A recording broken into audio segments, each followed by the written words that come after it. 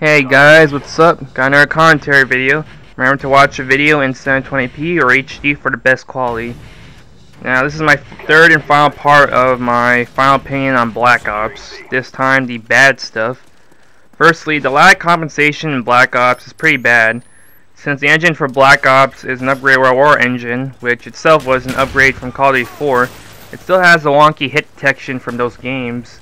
I believe this was explained in a thread regarding hit detection for COD games that in COD 4 and World War, the hit detection was server-side and therefore more dependent on the host.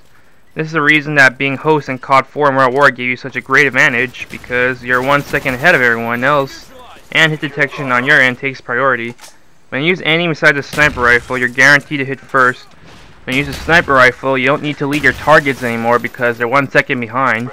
When you see a guy running in a room, all you have to do is put your crosshair on him and press the trigger. When you're not host, you're typically 1 second behind, and your shots have less priority. When you snipe, you must now lead your shots because, according to host, your target is most likely 1 second ahead of where he originally was. Therefore, you can't just shoot anywhere on his body and hope to get a hit, unless he's standing 100% still. In Makarov 2, the hit detection was more client-side. It's still server-side, but the hit detection was more client-side and relies less on the host overseeing everything that's happening in the match. Hit detection is more independent of the host and more dependent on your end, in other words. Therefore, whenever you see a target running and you aim down the sights or gun at him and shoot, you'll be mostly guaranteed to hit him because where he was running is where he actually was to begin with. This is even more noticeable when you're using a sniper rifle. If you put your crosshairs on a target and pull the trigger, then no matter where the guy was in the first place, you'll be able to hit him. If you lead your shot ahead of him, just even a tiny bit and pull the trigger, you'll actually miss because that's not where he was in the first place. Never mind any questionable hit markers or misses you may get when trying to quick scope or no scope somebody. That's a different story. Being host still gave you an advantage, but due to the more reliable hit detection as well as the fact that so much stuff in Makarov 2 is very powerful, being host didn't really matter too much.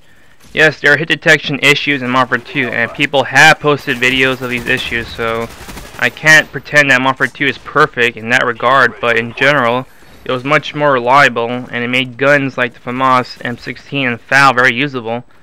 Meanwhile, in Black Ops, shotguns, burst guns, sniper rifles, and semi-autos are difficult to use because the hit detection is once again mostly server-side, and being host gives a 1 second advantage.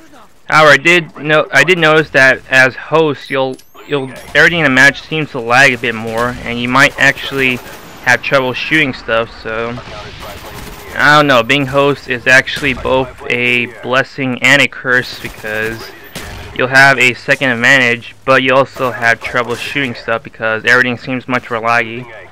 Shark honestly needs to sort out their hit detection for our next COD game, and I'm surprised they didn't take a leaf out of Makarov 2's book. All COD games are connection dependent, so no one should really bring it up as a criticism for future COD games. But honestly, having better hit detection would be a great start. Speaking of weapons, the game is balanced, but only if you factor assault rifles and the AK-74U. These can be used on any map because the map designs favor running, gunning, or meaning close distance engagements. In real life, assault rifles are all-around weapons, so naturally that would be the case in Black Ops. However, with the other weapons are generally underpowered or underused in comparison to the assaults and M74U, just because the niche they fill are already filled much better with these weapons. It also doesn't help that the variety in Black Ops is seriously crippling. You're guaranteed to find assaults in M74U, some SMGs like the Spectre and MPL, but when you find a sniper, given Treyarch's sniping system, most snipers are not legitimate threats. They are just merely annoying because it's likely they don't get many kills, so the few kills they do get most likely serve as Killstreaks stoppers, and that's not really cool. There's a guy with an LMG, well, good luck with the lack of mobility, the slow raise times, and the lack of magazines on LMGs unless you're using M60. When it comes to shotguns and SMGs, they are merely okay at close quarters.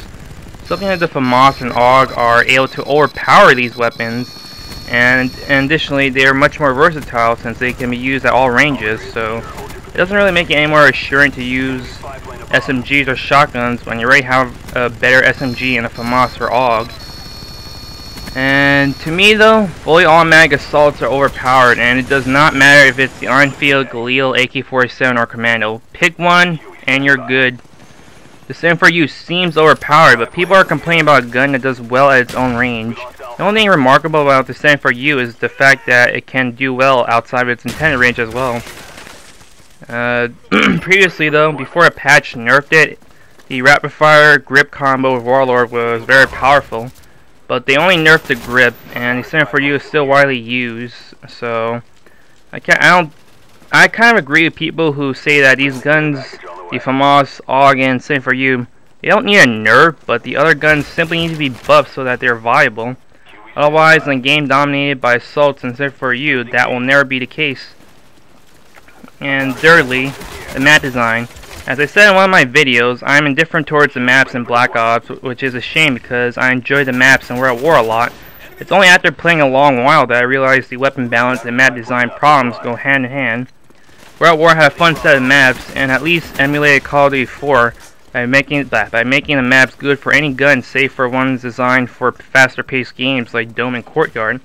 Even on large maps, people still ran around with guns that weren't sniper rifles.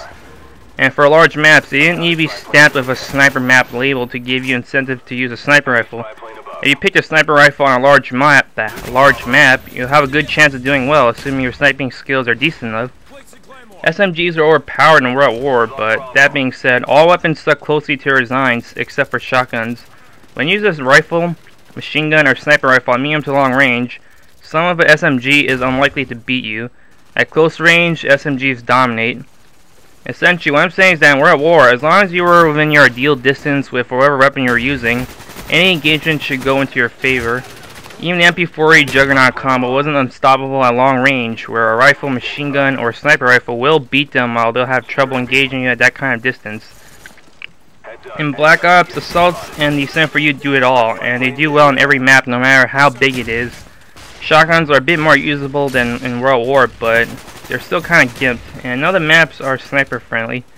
Perk made maps suitable for running gunning, and the overall weapon design really means that if you're looking to do well, you should be using a fully automatic assault so that you have versatility from all ranges.